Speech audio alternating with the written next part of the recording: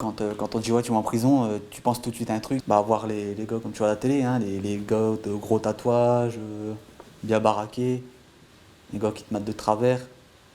Tu penses beaucoup, tu te dis qui c'est qui va m'embrouiller, et est-ce que les surveillants ils vont rentrer dans ta cellule, ils vont te frapper comme dans les films. Tu rentres en prison, tout le monde a la peur de se dire ouais comment ça va se passer à l'intérieur, est-ce que tu vas porter le costume orange avec le numéro, t'as peur que voilà, ta famille te rejette parce que t'es en prison. Une fois arrivé là-bas, ça fait comme dans les films, les grandes portes qui s'ouvrent et tout.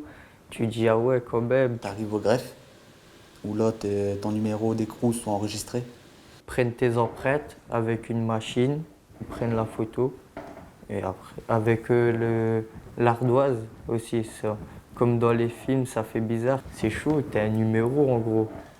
Après tu passes au vestiaire, on te passe ta carte d'identification à l'intérieur de l'établissement.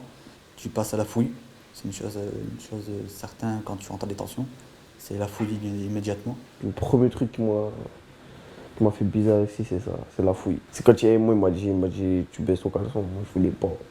Je voulais pas. Jamais, même les flics, tout ça, j'ai refusé qu'ils fassent ça. C'est ça le truc que fait. Le premier truc qui m'a fait bizarre ici, c'est ça, c'est la fouille. Ensuite, on te donne les vêtements que tu as eu sur toi en arrivant en détention.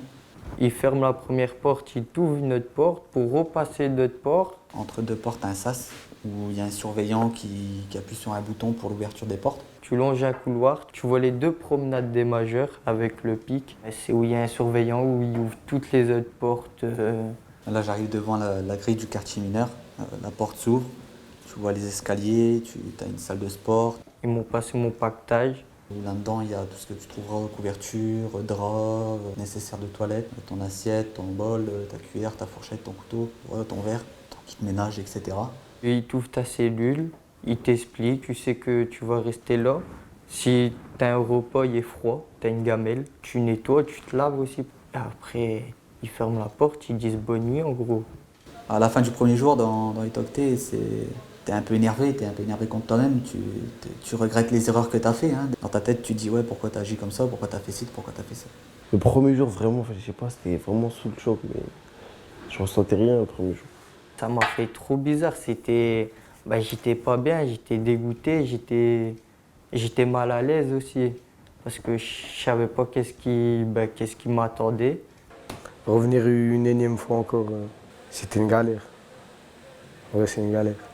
En vrai, j'étais dégoûté. Bah, déjà, les premières personnes que j'ai croisées, c'est-à-dire les surveillants, parfois des éducateurs, la première chose qu'ils te font, c'est te mettre en confiance. C'est te rassurer au niveau de la détention, comment ça va se passer, etc. Ils vont t'expliquer. Ils vont chercher à te mettre en confiance et ils vont t'expliquer comment ça se passe. Après, c'est à toi de t'adapter.